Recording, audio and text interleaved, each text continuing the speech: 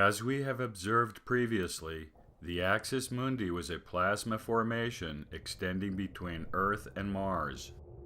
The mythologies and religions of antiquity interpreted and characterized the axis mundi in a variety of ways. It was a mountain, tower, ladder, rope, and many other things. It was also a pillar or column, most commonly a pillar of fire.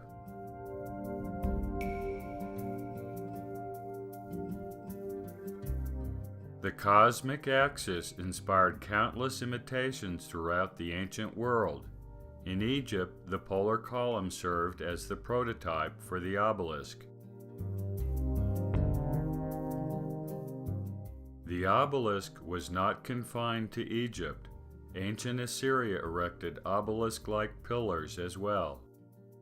Pillars were part of ancient American religious architecture as well, like this one from Peru. Obelisk-like pillars were erected throughout the world, such as these from India and Ethiopia.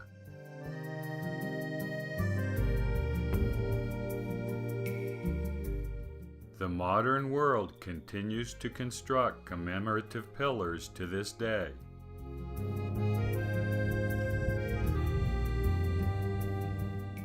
The world pillar gave rise to the columns of temples and other religious shrines.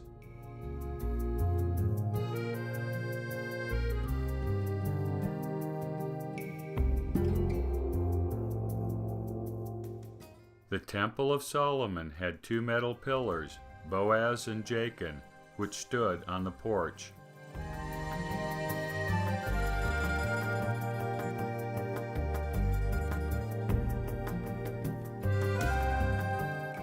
Joseph Smith, in building the Nauvoo Temple, followed the ancient tradition of temple columns. These columns included the explicit notion of the polar configuration.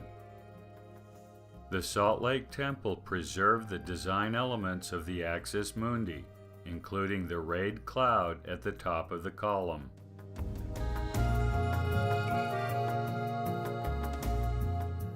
The pillars and columns of antiquity combine the features of the cloud and fire. The mighty angel with the rainbow upon its head in John's Apocalypse is a perfect example.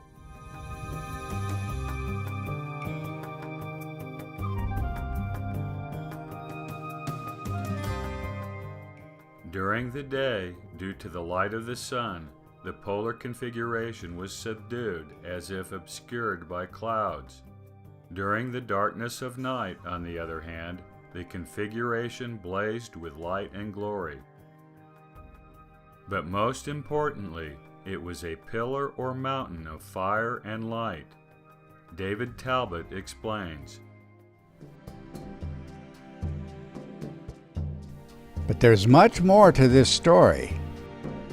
The symbolism of the crescent takes on far-reaching implications with the emergence of the cosmic pillar, a form we noted only briefly in the previous segment. The pillar, linked to the movement of the planet Mars, arose with the descent of material from the red planet toward the Earth, creating a form universally interpreted not just as a pillar, but as the axial world mountain, the cosmic support and resting place of the Creator himself, the primeval Sun.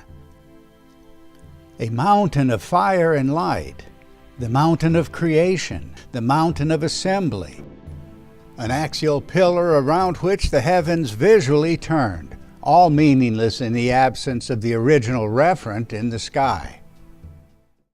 The axis pillar of the sky, the mountain of fire and light, is the pillar of fire described by Moses in his account of the Exodus.